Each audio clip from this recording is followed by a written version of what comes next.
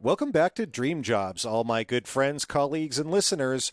We're very excited to have a guest today that is in a new industry that we haven't really covered before. Steve Bazogany is a special guest that works in the business of gifts. And let's read his bio and get into that before we ask him a ton of questions. So, Steve is the founder and CEO of the Appreciation Advocate. Since 2012, Steve has been a small business owner who focused his business around one thing: building deep and meaningful relationships. By doing so, he was able to sell nearly $100 million worth of real estate working 3 to 4 days a week and while taking off 1 to 2 months per year. Today, Steve helps other small businesses quickly stand out among the crowd, build deep and substantial relationships, eliminate burnout, and take more time off, generate more referrals, increase income, and have more fun in their career. Steve, thank you for being on today. Thank you for having me. You got my last name right, and that's good. That's awesome. I need to have some more coffee so I can Crushed it. read these lines. Nailed it. Oh my. I know it's later there in Philadelphia. It's still mid-afternoon in Seattle, but I might be due for a little more caffeine. So, Steve, thanks for popping in today. We really appreciate having you. No, thank you. It's an honor to be here, and I'm excited to help you and your audience as well.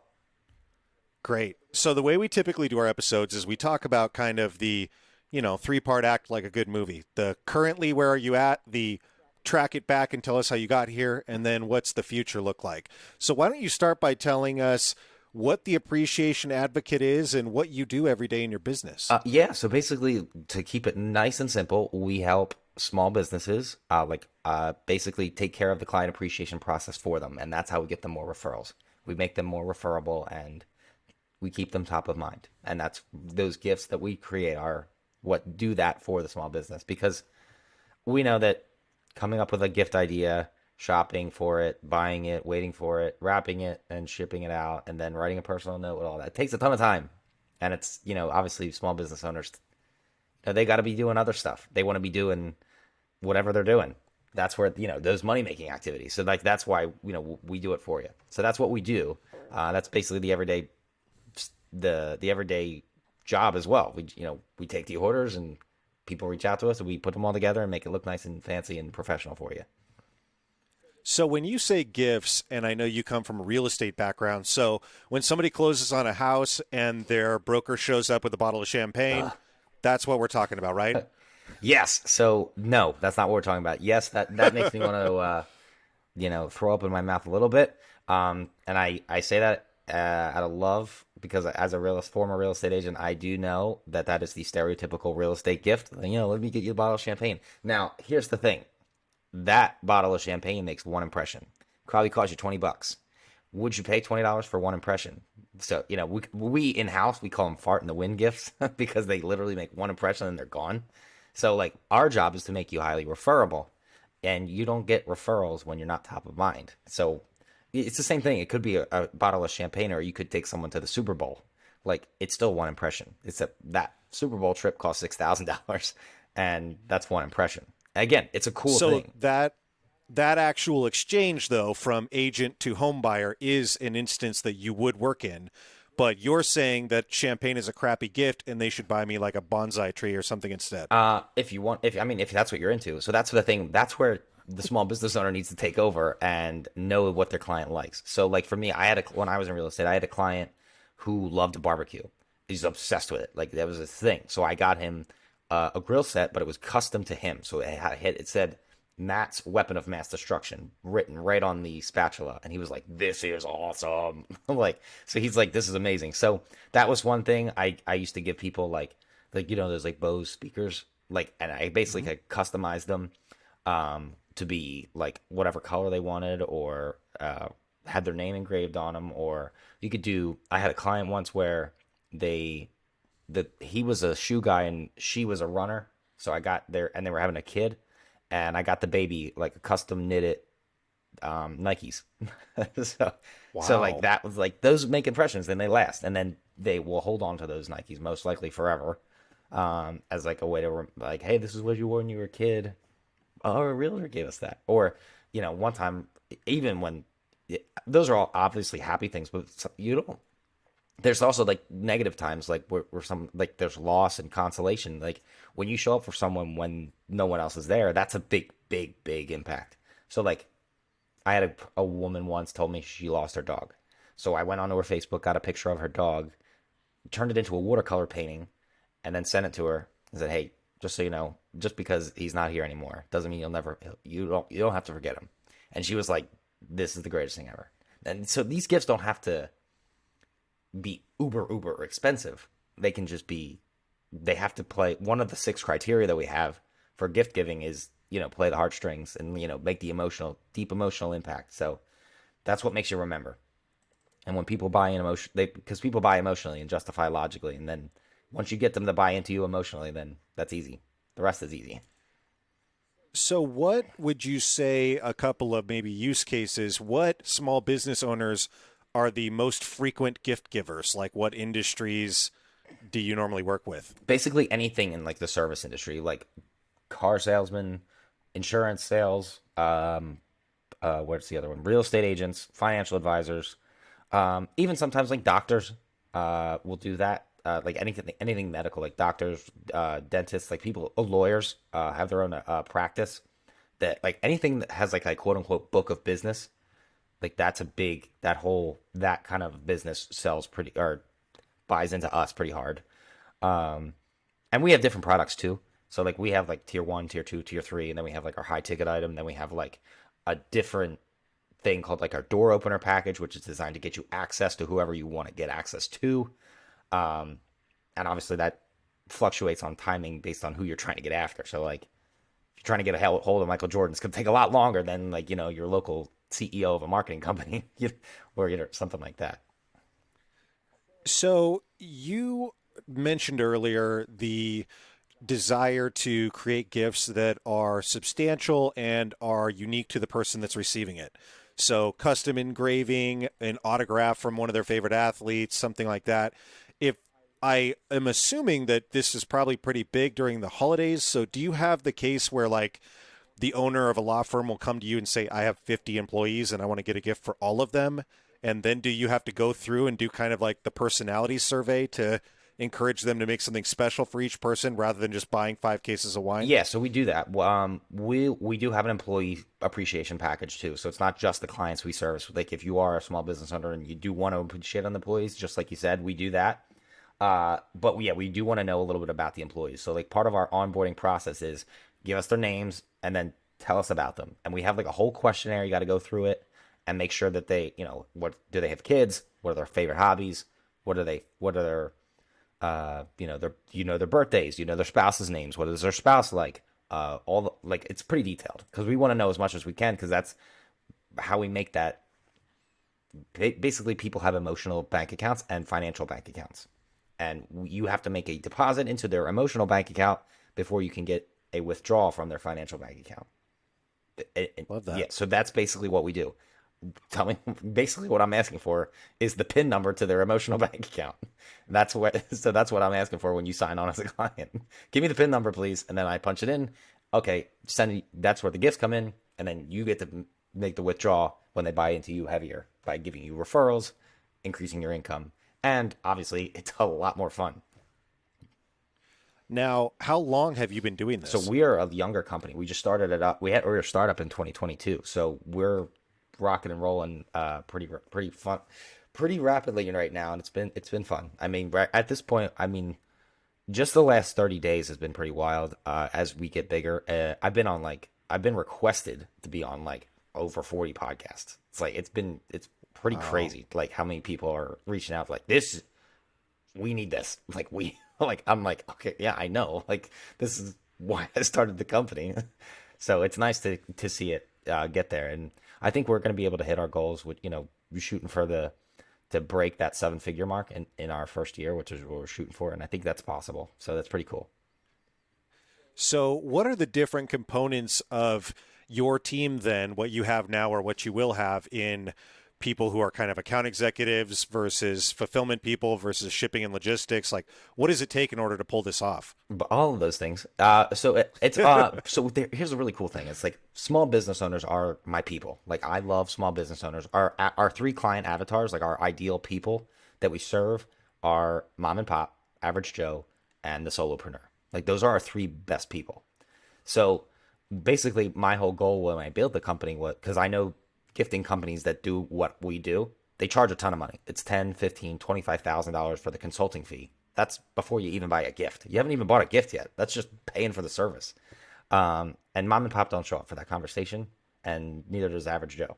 So that's why we built what we built. And so what basically we hire, because we love small businesses so much, a lot of the companies that we use as vendors, like the people who help us with our mailing and the people who help us with our logistics, the people who help us with even custom engraving, like are just local. You know, we have some people we got right off of Etsy because they're so fast and they're so good, and they've gotten their bulk ordering and their engraving down to a science, and they can handle these kind of things. So yeah, we're basically a small business that uses other small businesses and it makes it. We use small businesses in our small business to help other small businesses, basically. Right. And so for a lot of people are familiar with Etsy, and I think that's a great place to land because so many folks don't really know that Etsy kind of went from being a handmade platform to being a gifting platform. Not to say that they don't have all the same knit and printed and whatever custom stuff, but there are people on there that are fulfilling larger orders than I'm knitting one hat at a time. Yes. So what is it like working with, I mean, being able to provide such a service and be a conduit to these small crafters and these large companies? I gather you're probably driving them a ton of business. Yeah, we're definitely on the bigger side of one of their clients. But the thing is, like, sometimes like laser engravers break, so that you got to have like three or four to be able to do one thing. So if we're doing like a custom, like for an attorney, like maybe an attorney wants to give his best real estate investor client, who he looks over all his documents for, a custom engraved leather notebook, like the engraver might have a broken laser. It's like, okay, so you need to have like three or four leather engravers in your back pocket, you know, just in case they can't hit a timeline. So there's that too. So you gotta have a pretty deep database in terms of gifting. And then obviously you have like your one-off people who do there's some wild stuff, like some of the what's the word, resin stuff projects that we can do, like super cool stuff. I mean, it is like full artistry, like really cool stuff. I used to own a brewery, and at one Nice. point, my business partner, when we were small, my business partner found this gal on Etsy that was going to do these metal cutout tap handles for us. Oh, cool. And we ordered from one person to make like little wooden blocks with the screw in the bottom, and then another person the metal thing, and we assembled them ourselves. But it ended up that we ordered all of our stuff from this woman, and then I was selling other breweries to her, and all of a sudden, you know, their business was kind of the back office for a merch shop that we ended up making and just peddling a ton of business through them. But fun fact for anybody out there, tap handles are the biggest sunken cost in a beverage company because Really? the resin injected ones that are custom 3D that say shock top or whatever, those are like more than $50 a piece, even if you're ordering them by the thousands. And so most of the bars will keep it and hang it on the ceiling or whatever, and you're not getting that back. And so it's a really expensive business card, put it that way. Yeah. So when we were manufacturing 10 at a time, it was amazing to find somebody who made metal signage for a living and said, hey, could you cut out these little bears and, 5 inches tall? But since then, I had them do a whole bunch of commercial signage for me, and it was just such a great experience with somebody on Etsy. I'm sure everybody has bought Christmas gifts on there. Yes. So back to gifting, what made you decide? I guess we're going to reel back to the beginning of your background. So why don't we just do that now? Sure. From teenage you, how did you get into your career that you're in now? We know it's via real estate, but kind of how did everything progress? So basically, it's interesting because I still kind of am more on the introverted side. So I'm not like full introvert where I don't want to like talk to anybody and all that stuff. But I do lean more introverted. I do like my personal time a lot. So and I don't need other people to give me energy. So I can fully draw my own energy from myself. So what'll happen to like teenage me, I never would have thought I would be in sales ever. So like being a real estate agent, Mr. Sales Guy, dressing up in a 3-piece suit, which is now my brand, which is why I wear My blue three piece is my new thing, but like, well, not my new thing, but my thing. And anyway, so teenage me is, going up, go to college at St. Joe's University, and I studied accounting actually. And then I basically, after junior year, I realized I didn't want to do it anymore after having done some internships. And I'm like, I'm a numbers guy for sure, but I am not a numbers guy 8 hours a day for 30 years. So I can't do this. So basically, I was like, I need to find business or a industry that does not require a lot of skill or prerequisites to get into that I can also pay me well. And then real estate answered that call. It's like, oh yeah, you have no skills? Sure, come on over. Can you fog a mirror? Let's come on over. We got you. And I'm like, yeah, that's cool. So I basically, got all the rewards and all that stuff, and rookie of the year, and leading edge society, whatever the heck else. I don't even keep them because they were, again, get this here. This kind of goes into the gifting conversation we're having. All of the awards, none of them were about me. They had these big Berkshire Hathaway logos on them, or the big Keller Williams or Remax logos on them, and then my name all the way at the bottom in real little print. It didn't say anything like Steve Bazogany Rookie of the Year, or Steve Bazogany Leading Edge Society, or Steve Bazogany like 40 homes in 1 year. Like none of that stuff. It was not. It was never about Right. me, and I don't even have them anymore. Like I don't even. Not this is. It's not even important. So they kind of a nice tie into what we've been talking about. That's why gifts should be about the recipient, not the giver. Right.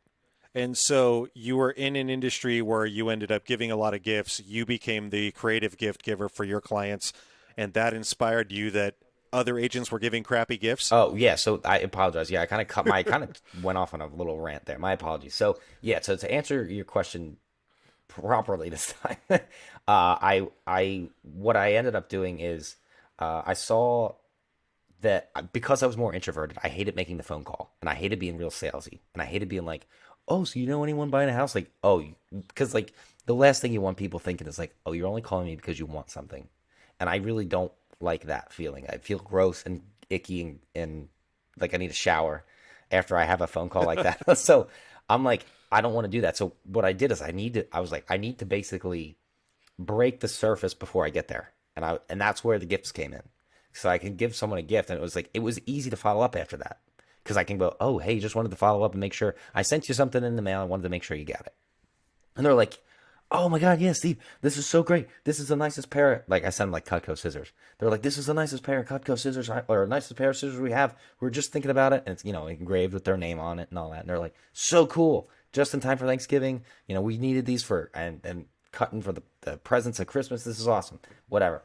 So that phone call was always easier and I didn't have to ask for referrals because they were always like, when they see my name show up, they were like, oh, this is Steve. This is obviously they see my name. It was synonymous with real estate. So it was like, you never had to ask about it. Like, it was just like, oh, they knew it was you. And they asked anyway. They were like, oh, Steve, how's real estate going? So real estate made its way into the conversation anyway. So I never really had to ask, which was nice.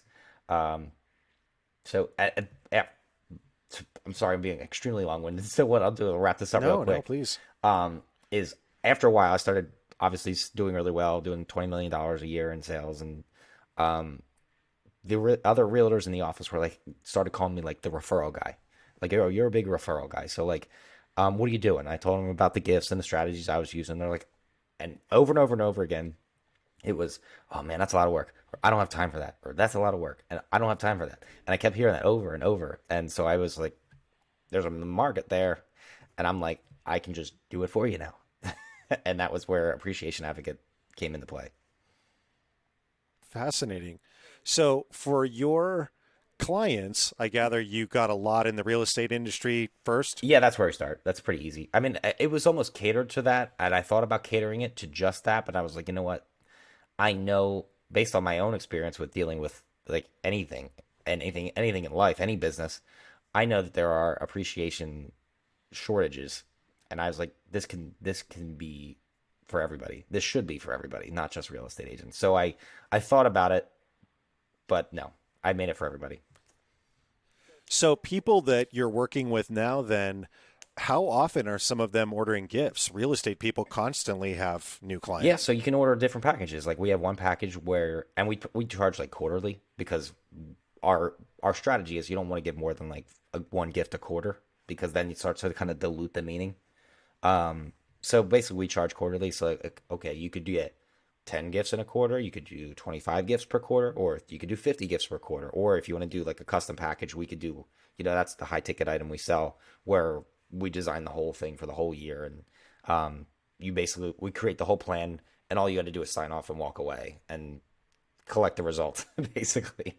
But that's, I guess so for real estate agents, the thing is, it's not as high as you would think because what we also advise is we don't want you to spend that kind of money and gifting on every client you have. We want you to focus on your top people. So that might be your top 10%, top 20%.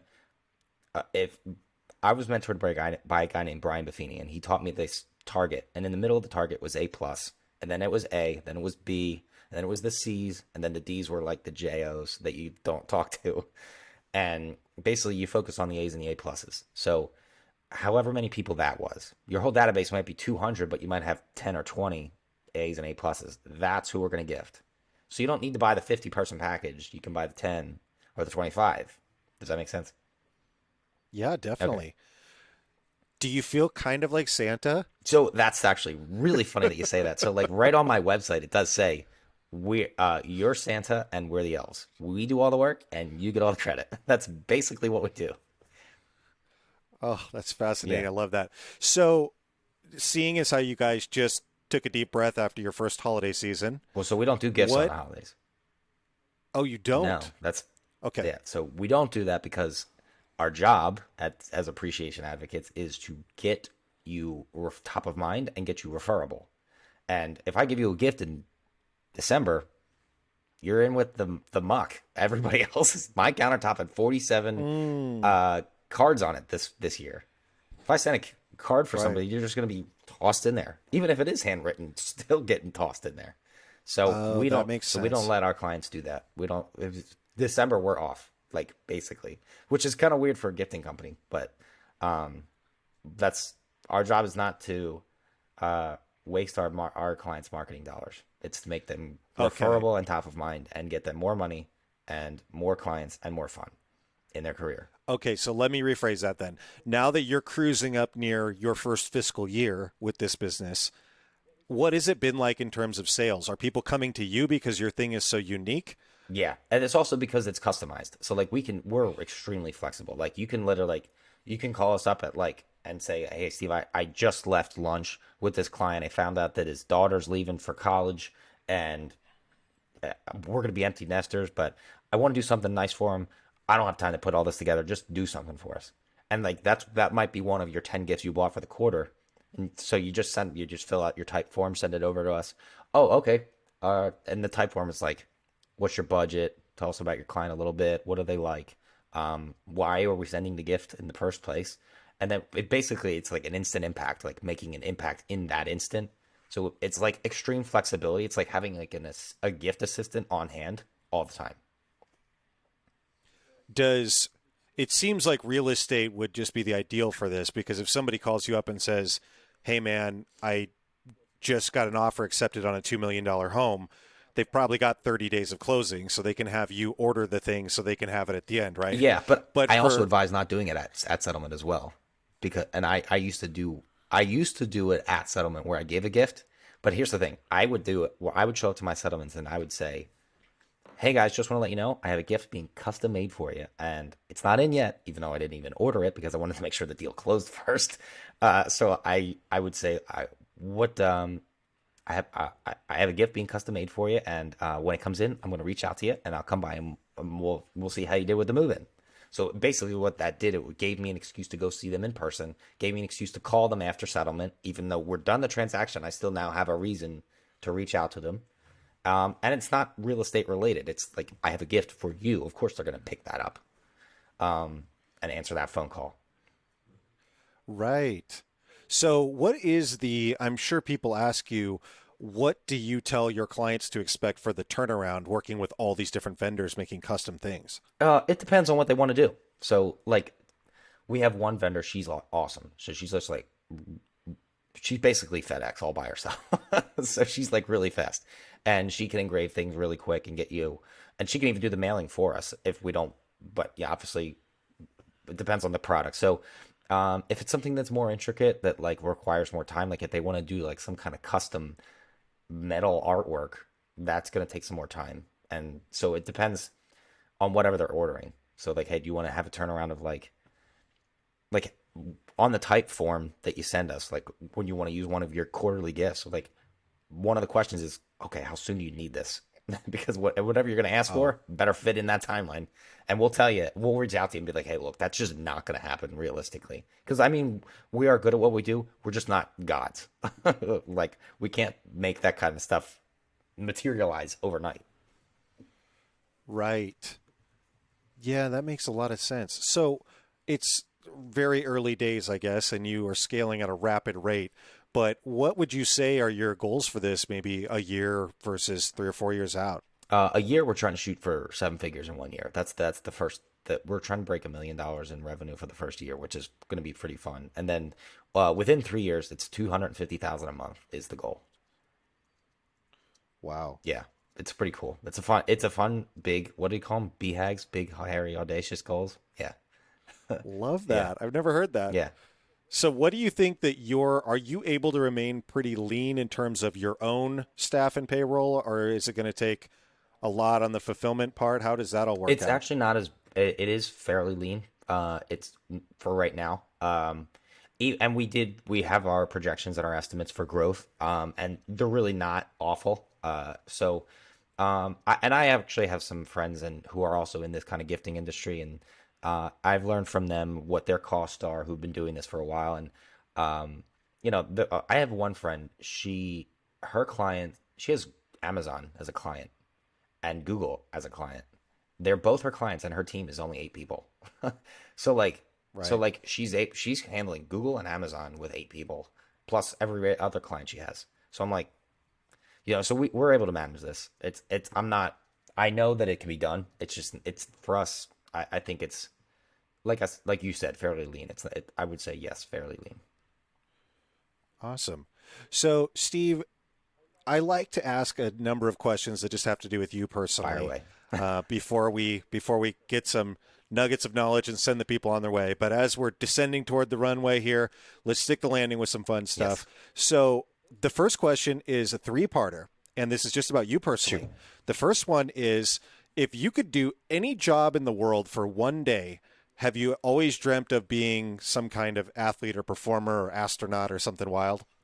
Yeah, I thought it would be really cool to be in the NFL. I think that's pretty cool. Just like for one day, just be like the running back or the quarterback of like the Philadelphia Eagles. I would feel like that would be so cool. Eagles have been good in your lifetime. They have been. Andy Reid was a blessing. I mean, he never got the job done. Yeah, what's up, McNabb, right? Yeah. They never got the job done they never got the ring. But I mean, I know some friends who are like Browns fans who have not seen the playoffs in like forever, like once out of like the last 30 years, and it's like, oh, I'm Yeah, spoiled. Philly's due for something in one of the sports. Yes. Uh, that's a great one. So the second level of the question is, if you had to go back to younger you and go into a different industry, was there another thing that you always thought you would have been a good lawyer or something else? Yeah, I think maybe architect. I think some kind of because architecture is like a combination of art and building, and I love to do both. I guess that's kind of what gifting is too. You're kind of building in business and gifting and art. Gifting is an art. But architecture would be cool because I would love to be able to design buildings, even like designing yachts. Like that would be super cool. Like Ooh, that's awesome. Like any kind of like design work like that where you can basically turn something that someone might think is like totally normal, like a building or a boat, but like putting a really cool flair on it, like that would be cool. I think I would. I think it's crazy when you see the new designs for like the even the consumer cars. You know, you'll see those shows where they have like a new Toyota Camry, but they carve it out of clay or something. Yeah, And they have like the giant mold. yeah. It's wild. I've seen that. I'm like, what the heck are they doing? Yeah, it's wild. It's really cool. I think that stuff is so cool. I think the people that work at Legoland have Ooh. one of the coolest jobs. Building a Yeah. Formula One car out of Legos is pretty interesting. Yeah, those are cool. I've always thought that was cool. Legos. I love Legos. They're like my favorite. Me I could too. sit there So the forever. 50,000 foot version of this question is: if money didn't matter and you were like Elon or Oprah rich, but you still had to work, have you always dreamt of maybe owning a sports franchise or doing something, being a movie producer, something big? Uh, no, actually, this is kind of what I would probably do, like just helping small businesses in some fashion. That's kind of what I thought about. I used to think about that. Like, obviously, spending time. If money was not an object, I would be like probably just disappear to some European thing, European island or whatever, and European town with Right. my family and just live my life with them. But I mean, in terms of a career, yeah, I'd probably still be doing this because I live to help small businesses, and that's why, that's why our prices are where they are because I'm not trying to hit the home run and make 15, 20, $30,000 off of one client. I'm here to make sure that that client can get $30,000 in income for their business. Love that. Okay, so next up is there something right now? No, there has to be something right now. What right now is something that you are proud of and hyped up about, either professionally or personally, but just what is something you're celebrating as we cruise into this new year? I think the goals that we've got set for Appreciation Advocate in 2023 are pretty cool. But I think that business wise, personally, I think where to where I am now, 31-year-old guy who has come from basically a pretty blue collar town in Northeast Philadelphia, and I think um, overcoming all the obstacles that I did internally, being, growing up in an environment where I was told I was certain things and I bought into those certain things, and it turns out those certain things weren't even true at all. And then, struggling with my marriage for the first 3 years was really hard, and learning how to be a man outside of my family of origin and being a man and fulfilling the promises I made to the woman I married. Like, those are really things I'm really proud of. Like, because like now we have a super happy marriage, two beautiful kids, got two big dogs sitting next to me, like super cool. Like we have two houses, a vacation home already, and 31 years old. It's really cool. I think yeah, that's pretty cool. Pretty excited about all that stuff. Congratulations. That's awesome. So, also, one of the things that we love to do is everybody's got their favorite books or podcasts. Is there anything that has really inspired or helped you that you want to pass along to our listeners? Yeah, so the Brian Buffini podcast is, or it's not that called. It's not called that. It's called "It's a Good Life" podcast. That's a really good podcast that I love listening to. I think it comes out like once a week. He does an episode, and that's basically my main mentor. And then any content like my Mount Rushmore of mentors is Brian Buffini, John Ruhlin, Steve Harvey, and Dave Ramsey. So like they all serve different roles, obviously. Um, but yeah, any content from any of those four guys, phenomenal. Like that's where I would tell you to go. Love it. Well, Steve, why don't you tell us how people can engage with you on social media or they can consume your services? Well, yeah, if you want to consume me on social media, you could go to at Appreciation Advocate. That's the pretty straightforward one on Instagram. And then if you do want to consume my services, you could reach out to me. Just send me an email directly. I do check it. I'm pretty active on it. So, and I will see it, Steve at appreciationadvocate.com. Awesome. Well, thanks so much for coming on the show today. We really appreciate you. My guest has been Steve Bazogany of the Appreciation Advocate. Make sure you check out those links. I'll have them below in the show notes. And if you're listening in the car, they'll be there when you get back to your phone. But this has been a production of Dream Jobs from Daydreamer Network. Our head producer is Jessica Carmen. We appreciate all of you coming back every week. And we look forward to talking to you next week. Steve, have a wonderful evening. And thanks so much for your time. No, thank you, Andy. I appreciate the time and thanks for having me. It's been fun. Absolutely. Cheers.